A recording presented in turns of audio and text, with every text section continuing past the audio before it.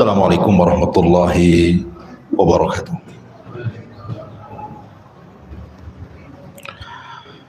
Alhamdulillah wassalatu wassalamu ala rasulillah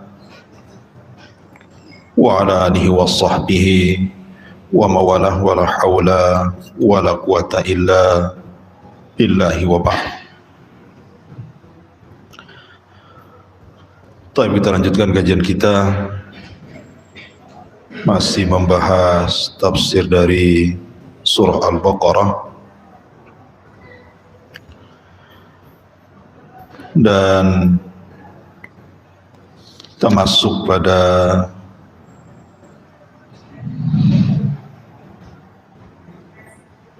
ayat ke-87, karena sebelumnya juga membahas tentang semuanya perjanjian Bani Israel kepada Nabi Musa. Kita masuk pada tema yang lain dari kisah ini, tapi masih seputar kisah Bani Israel. A'udzubillahi minasyaitonirrajim. Bismillahirrahmanirrahim. Walaqad atayna Musal kitaba wa qaffayna min ba'dihi birrusul wa atayna Isa ibn Maryam al-bayyinati wa ayyadnahu biruhil qudus. Afakullama ja'akum rasulun bima la tahwa anfusukum mustakbartum fa fariqan kadzabtum wa fariqan taqtulun. Dan sungguh kami telah memberikan kepada Musa Alkitab, maksudnya Taurat, dan kami ikutkan setelah Isa atau setelah Musa alaihi salatu wassalam rasul-rasul yang memegang Taurat. Kemudian kami berikan kepada Isa bin Maryam al-bayyinah, berbagai macam mukjizat, wa ayyadnahu biruhil qudus, dan kami kuatkan Isa dengan Ruhul Qudus. Apakah setiap datang kepada kalian seorang rasul yang tidak cocok dengan hawa nafsu kalian, kalian menyombongkan kepada para utusan itu, di mana sebagian kelompok di antara kalian mendustakan para rasul dan sebagian kelompok yang lainnya membunuh para rasul.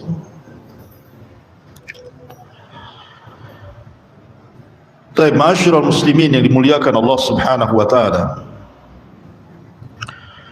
di sini Allah Subhanahu wa taala ingin mengingatkan nikmat yang Allah anugerahkan kepada Bani Israel dengan diutusnya kepada mereka dua nabi yang merupakan nabi-nabi dan rasul ulul azmi minar rusul. Ulul azmi itu dimulai dari Nuh, kemudian Ibrahim, kemudian Musa, kemudian Isa, kemudian Rasul kita Muhammad sallallahu alaihi wasallam. Jadi Bani Israel diutus kepada mereka dua rasul yang merupakan ulul azmi. Nikmat mana lagi yang lebih besar yang Allah anugerahkan kepada Bani Israel? Belum lagi nabi-nabi dan rasul selain daripada ulul azmi. Ribuan nabi diutus kepada Bani Israel, tetapi nikmat dibalas kufur. Justru mereka kebanyakan mendustakan para rasul, bahkan sebagian mereka membunuh para utusan. Nauzubillah. Di sini Allah mengatakan, dan sungguh kami telah berikan kepada Musa kitab Taurat. Dan Taurat adalah kitab pertama yang Allah turunkan dari langit, dari 4 kitab yang kita kenal: Taurat, Zabur, Injil, dan Quran. Sebelumnya sudah ada suhuf namanya, tapi tidak disebut namanya, hanya suhuf, lembaran-lembaran. Dan Taurat ini berlaku walaupun sampai Nabi Musa meninggal dunia, baru kemudian terhenti sampai Nabi Isa diutus, karena Isa membawa kitab baru namanya Injil. Jadi antara rentan waktu daripada Nabi Musa ke Isa itu, walaupun Nabi Allah Daud diberikan Zabur, tapi Zabur itu kan hanya terangkai dari nasihat-nasihat, tidak ada ahkam, tidak ada hukum-hukum ibadah di situ. Sehingga Nabi Daud sendiri acuan hukumnya kepada Taurat, walaupun diturunkan kepada dia Zabur, karena Zabur ini kan kitab yang isinya hanya untuk melembutkan hati, nasihat-nasihat gitu saja, dan sifatnya taronum dan tidak tebal. Sehingga dari jarak Musa ke Isa itu masih berpegang dengan Taurat. Makanya Allah katakan wa kafaina min ba'dihi birrusul. Kemudian kami ikuti setelah Nabi Musa meninggal, datang para rasul yang berpegang kepada Taurat. Seperti siapa? Ya seperti Nabi Daud, kemudian putranya Nabi Sulaiman, kemudian Nabi Daniel, kemudian Nabi Armia, Hazkiel, Yahya, dan begitu seterusnya. Ya, jadi nabi-nabi ini masih berpegang kepada Taurat.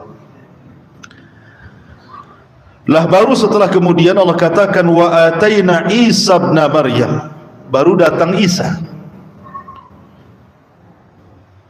Lah Isa ini juga Allah Subhanahu wa taala anugerahkan kepadanya al-bayyinat, mukjizat-mukjizat. Tentu yang paling besar adalah kitab Injil.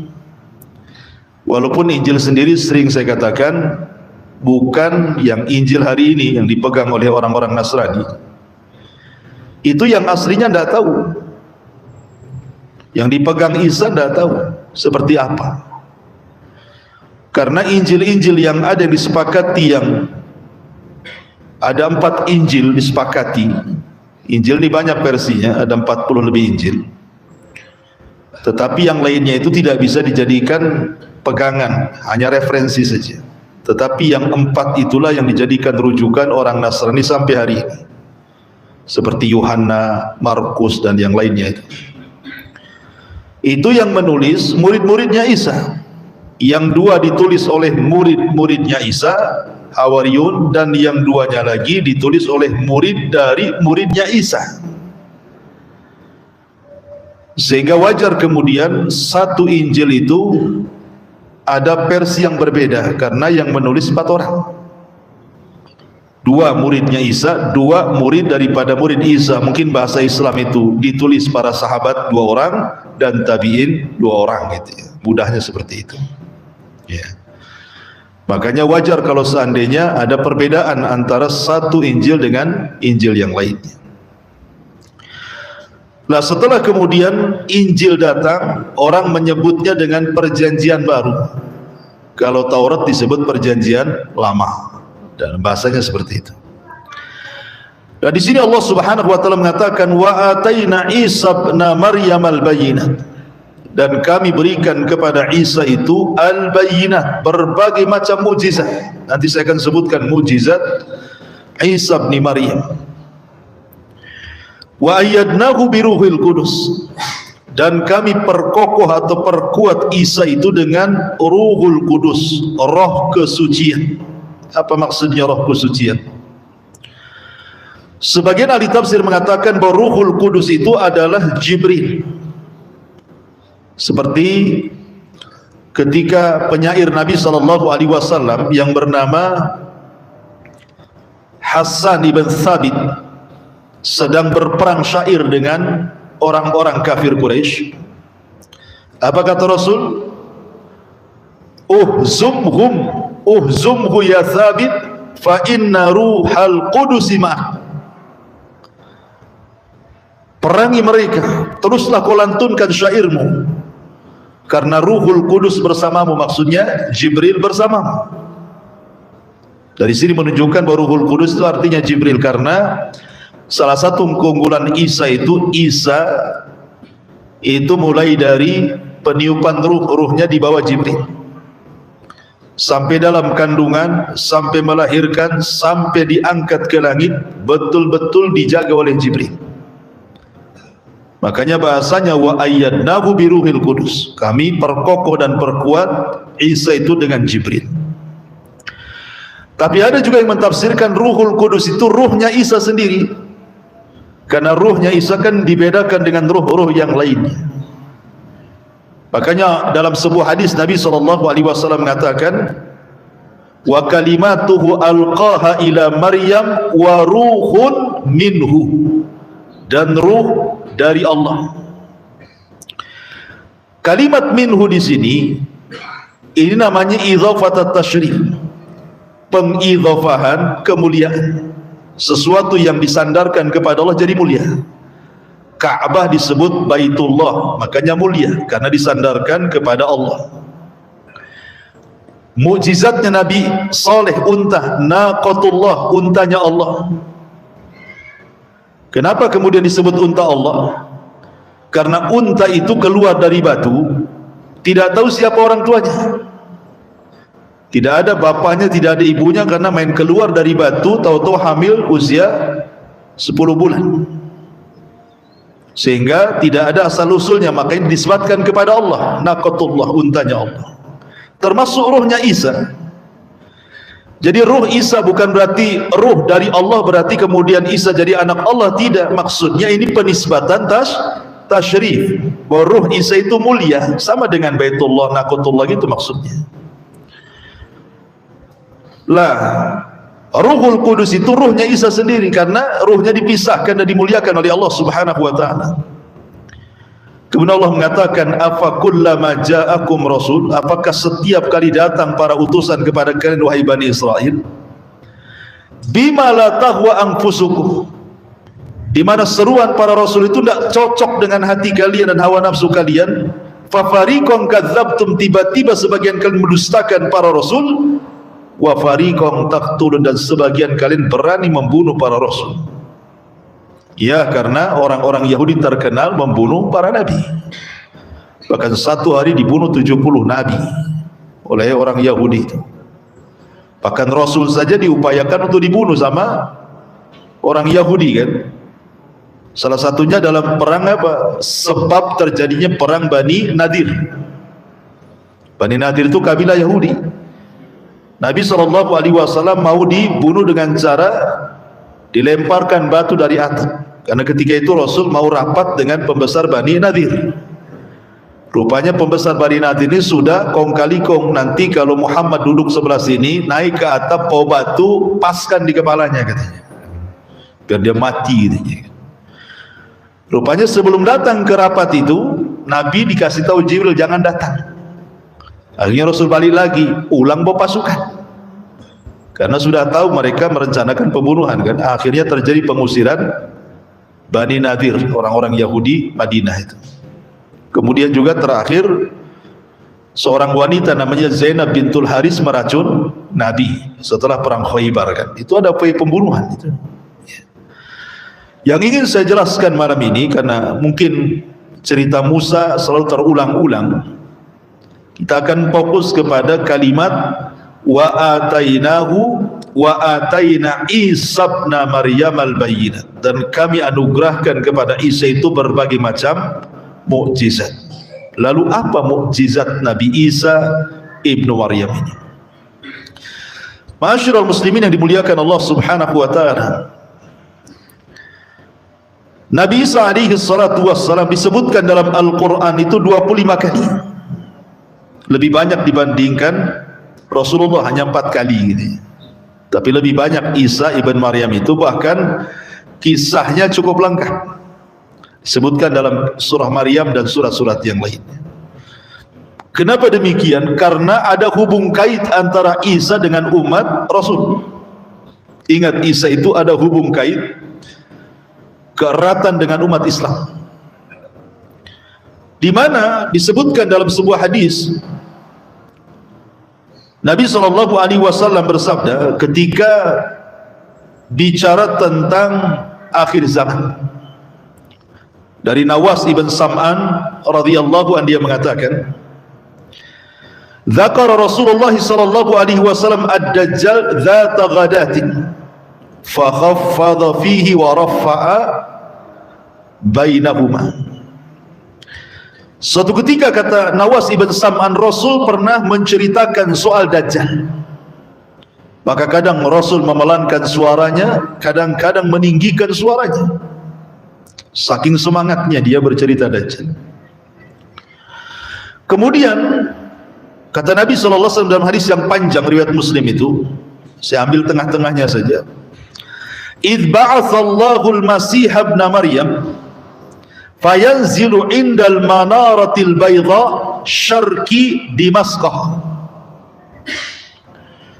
Maka tiba-tiba Isa putra Maryam itu turun di sebelah timur Damaskus, tepatnya di Menara Putih, dan Menara Putih itu sudah ada sekarang di Damaskus itu. "Bainama mahrudataini wadi'an kaffaihi ala ajnihati malakaini idza ta'ta'a ra'sahu qatar wa idza rafa'ahu tahaddara minhu jumadun kallu'lu fala yahillu likafirin yajidu riha nafsihi illa mah." Kemudian kata Nabi SAW, Isa ketika turun itu mengenakan baju berwarna ja'faran seraya meletakkan kedua tangannya di atas sayap dua malaikat. Bila dia menundukkan kepalanya, ada air yang menetes dari rambutnya, dan dia bila mengangkat kepalanya, keringat bercucuran seperti mutiara yang sedang berjatuhan. Dan tidaklah ada orang kafir mencium bau darinya, nafasnya, nafas Isa, bau dari nafas Isa, kecuali dia akan mati. Jadi nafasnya Isa itu bisa membunuh sejauh mata memandang. Dan itu karomahnya Isa ya. Karena Isa diutus di akhir zaman bukan sebagai nabi. Dia sudah sempurna kenabiannya sebelum diangkat. Kemudian kata Nabi SAW, "Wa nafsuhu yantahi haitsu yantahi tarfuhu fayatlubuhu hatta yudrikahu bi babil luddin fayaqtuluhu." Maka orang-orang kafir akan mati dengan bau nafasnya sejauh mata memandang. Lalu Isa mencari Dajjal hingga menemuinya di sebuah kota namanya Pintu Lut, Babul Lut. Lalu kemudian Isa pun membunuh Dajjal. Kemudian setelah dia membunuh Dajjal, maka Isa akan hidup bersama kaum muslimin, menegakkan keadilan, mengajak manusia untuk masuk Islam. Dan Isa pun sempat haji. Kemudian Isa wafat dalam kondisi seberkah-berkahnya kehidupan. Makanya Rasul mengatakan, beruntung orang-orang yang hidup di masa Isa berkuasa. Setelah Imam Mahdi berkuasa 7 tahun, kemudian diganti Isa Ibnu Maryam alaihi salam. Lah dari sini menunjukkan bahwa ada keterkaitan antara Isa bin Maryam dengan siapa? Dengan kaum muslimin kan? Karena dia akan bersama kaum muslimin di akhir zaman. Makanya kemudian kisah Isa itu disebutkan dalam Al-Quran 25 kali secara lengkap. Karena ada hubung kait, sama dengan Nabi Musa juga ada hubung kait yang erat dengan kaum muslimin ketika peristiwa Isra dan Mi'raj. Siapa yang minta agar sholat 50 waktu diringankan menjadi 5 waktu, itu Nabi Musa. Karena dia sudah mencoba Bani Israel, tidak sanggup kan itu ya, apalagi umatmu yang lemah. Jadi antara Isa dan Musa itu juga ada hubung kait dengan umat Islam. Lah Nabi Isa alaihi salatu wassalam, mukjizatnya itu sudah tampak sejak bayi. Jadi mukjizat Nabi Isa itu sudah tampak sejak dia bayi. Apa maksudnya? Maksudnya Isa terlahir tanpa ayah, artinya itu mukjizat. Tetapi kemudian mukjizat ini malah disalahpahami oleh orang-orang Nasrani dan dikatakan bahwa Isa itu adalah Ibnullah, putra daripada Allah. Lah siapa bapaknya kalau bukan Allah katanya? Makanya Isa Ibnullah katanya, anak Tuhan. Sama dengan Buddha.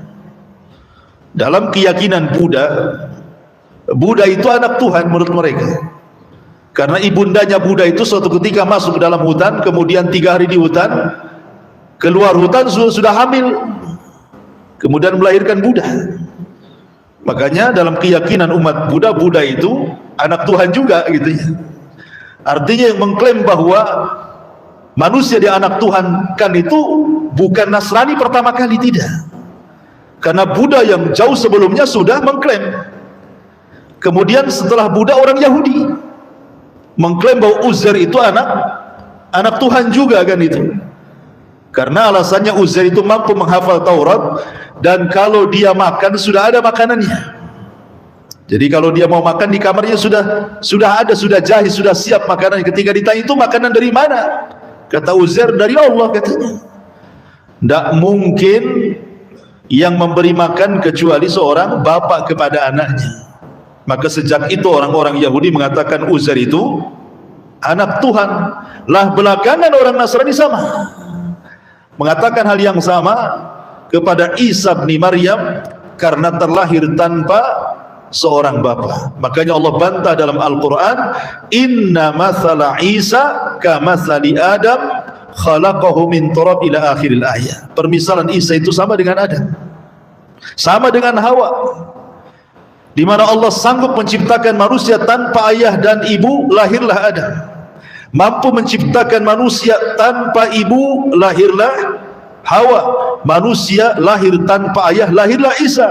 Manusia ada bapak ibunya, lahirnya antum semua nih ya. Antum semua ada bapak ibunya. Ada pula orang pengen kayak Maryam, hamil nggak ada bapaknya. Ya kan banyak tuh hari ini tuh mau niru Maryam, bapaknya nggak ada, embuh katanya bapaknya di mana. Kadang ada 5 bapaknya itu. Ma'asyiral muslimin yang dimuliakan Allah Azza wa Jalla, intinya bahwa mukjizat Isa sudah tampak sejak kecil. Kemudian ketika Maryam bingung nih, gimana tidak Maryam itu dianugerahkan oleh Allah ketaatan yang luar biasa, tidak pernah keluar dari mihrabnya. Ruku, sujud, zikir, Masya Allah luar biasa. Tidak ada wanita seperti Maryam. Makanya wajar Rasul mengatakan Maryam itu satu di antara 4 terbaik wanita dunia setelah Asia bintu Muzahim, kemudian Khadijah, kemudian Fatimah. Karena dia fokus ibadah saja di mihrab itu. Ketika buang hajat rupanya dicegat oleh Jibril dalam bentuk laki-laki tampan. Fatamatsala lahu basharan sawiyya. Jibril menyerupai laki-laki yang tampan sekali. Tapi Maryam wanita suci dan mengatakan, pergi engkau kalau engkau orang yang bertakwa. Ya, kalau sekarang ada gadis ketemu cowok cakep ya salaman lah, tukaran nomor dan begitu seterusnya, karena tidak pernah menjaga kehormatannya. Kata Maryam, pergi kamu, in kunta taqiyya, kalau kau orang yang bertakwa. Jibril mengatakan, tidak, aku Jibril diutus Allah li ahabalaki gulaman zakiyya, untuk aku berikan seorang anak yang suci di perutmu katanya. Diletakkan ruhnya Isa di pesaknya Maryam, masuk ke dalam rahimnya. Kata Maryam, bagaimana mungkin aku tidak pernah disentuh laki-laki tiba-tiba hamil? Begitulah kuasa Allah. Akhirnya membesar. Ibunya Yahya juga lagi hamil. Ibundanya Nabi Yahya itu lagi hamil Yahya. Sementara Maryam sedang hamil Isa, sama-sama hamil. Akhirnya kemudian istri Zakaria ini, Ummu Yahya, melihat kok beda perutnya Maryam, ditanya gitu.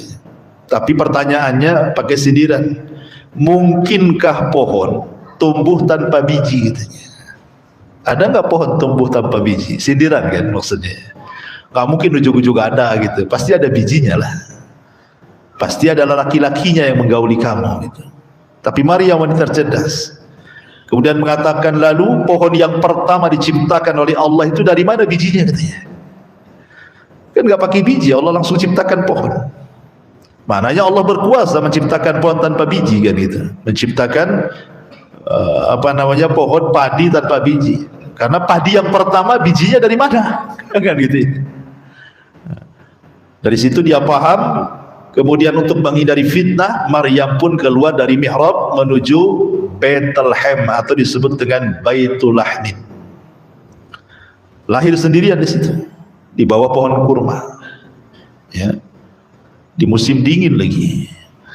Akhirnya setelah kemudian lahir, bingunglah Maryam ini, cemana alasan dia kepada orang-orang Bani Israel kalau ditanya, ini anak siapa? Sementara ibunya adalah orang baik-baik dan bapaknya juga orang-orang baik-baik, keluarga Imran. Keluarga Imran itu pemimpinnya Baitul Maqdis, ibundanya Maryam itu. Akhirnya kemudian Allah Subhanahu wa taala mengisyaratkan kepada Maryam, kamu enggak usah ngomong. Kalau ada yang tanya, ini anak siapa, isyaratkan aja telunjukmu kepada bayi itu, nanti dia yang jawab gitu. Akhirnya Maryam pun setiap ditanya dia, sampai dikatakan, ya Maryam, ibumu orang suci, bapakmu orang mulia, kok kamu jadi wanita jahat gitu. Itu anak siapa itu? Tiba-tiba Isa diberikan mukjizat sedang bayi. Kemudian Isa bin Maryam ngomong. Coba bayangkan, bayi bisa ngomong. Bayi baru lahir bisa ngomong. Kalau sekarang ada bayi bisa ngomong, pasti di belakang punggungnya ada batu baterai itu. Ya, bukan bayi kan. Tiba-tiba kemudian Isa bin Maryam mengatakan di hadapan orang-orang Bani Israel, inni Abdullah ataniyal kitaba wa ja'alani nabiyya.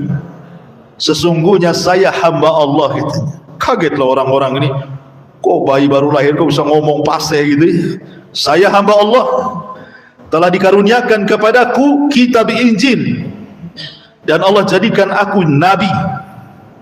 Kemudian wa ja'alani mubarakan aina ma kunt wa awsani bis salati waz zakati ma dumtu hayya wa barram biwalidati wa lam yaj'alni jabbaran syaqiyya wa salamun alayya yauma wulidtu wa yauma amutu wa yauma ub'atsu hayya.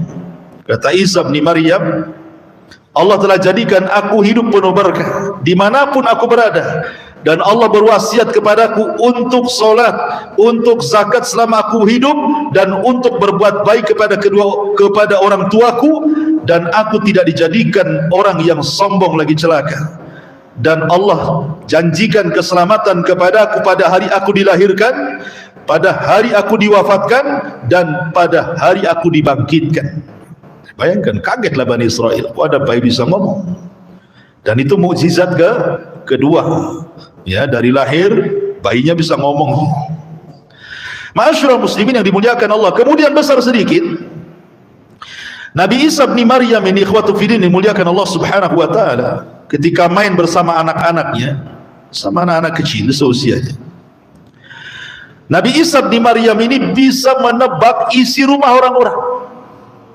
Masih usia-usia anak-anak main-main itu, ya 7 tahun, 8 tahun gitu, 10 tahun. Di rumahmu ada kulkas ya, katanya. Kau tahu? Taulah, katanya. Isi kulkasnya ada dagingnya ya, 1 kilo 1 on. Kau tahu? Ya tahulah. Pokoknya semua ditanyai orang itu, dan semua benar. Akhirnya jadi ramai satu Bani Israel itu kan. Kenapa orang ini bisa nebak isi rumah coba? Ini mukjizat. Kalau dukun pasti meleset tebakannya, ya pasti meleset kan. Kalau dukun tidak mungkin pas, paling agak-agak saja. Agak-agak di rumahmu ada kulkas enggak? Ada yang 2 pintu atau yang 1 pintu, ya agak-agak aja gitu ya kan, nggak bisa pasti kalau dukun tuh, karena memang tukang ngibul kan itu. Jadi ma'asyiral muslimin yang dimuliakan Allah, itu juga termasuk mukjizat Nabi Isa ibn Maryam alaihi salam. Kemudian juga Isa disebutkan dalam surah Al-Maidah. Dalam surah Al-Maidah 5 mukjizat yang jelas gitu ya. Karena ini disebut cantum dalam surah Al-Imran ayat 49. Ini berdasarkan Quran. Allah mengatakan wa rasulan ila bani Israil inni qad ji'tukum bi ayati mir rabbikum inni akhluqu lakum minat tini ka hay'ati at-tayri fa anfukhu fihi fayakunu tayran biidznillah. Ini yang pertama. Jadi Isa bin Maryam tiba-tiba mengambil lempung, tanah lempung, kemudian dikual-kual, dibentuk jadi burung. Ya. Kemudian setelah jadi patung burung, maka Isa berdoa kepada Allah Azza wa Jalla, tiba-tiba Allah kirimkan ruh burung itu masuk ke dalam patung-patungan burung, tiba-tiba jadi burung, kemudian terbang. Nah, ini kan berkaitan dengan pengobatan juga, kehidupan kan, itu ngasih nyawa gitu ya.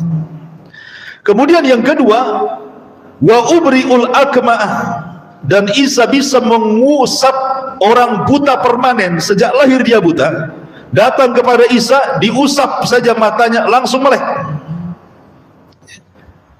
Dan itu mukjizat Nabi Isa bin Maryam, bisa menyembuhkan orang buta, maksudnya buta permanen ya.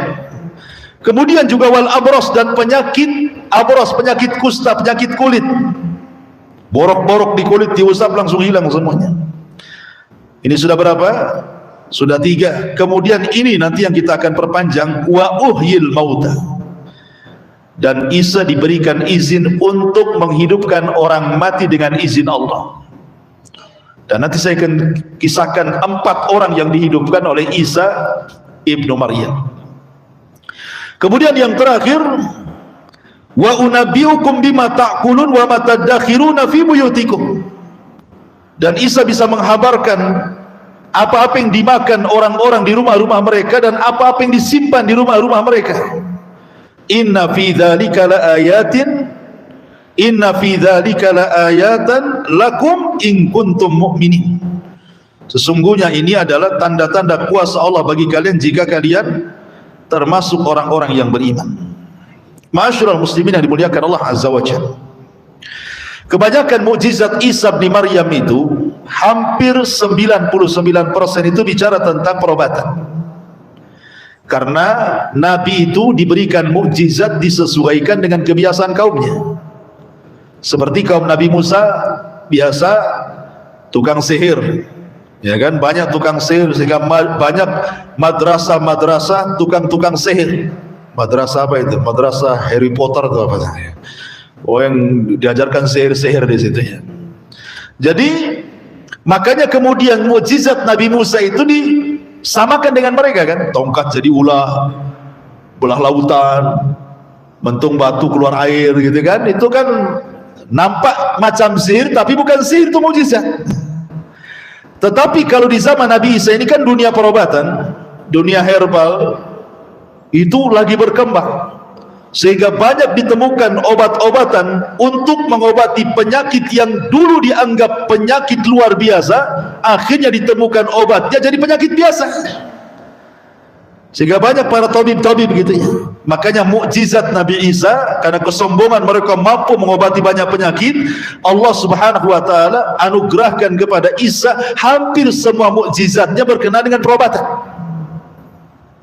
Karena untuk melihat kebiasaan kaumnya dan memudahkan mereka untuk melihat mukjizat yang mirip dengan mereka. Tetapi mukjizat bukan seperti mereka.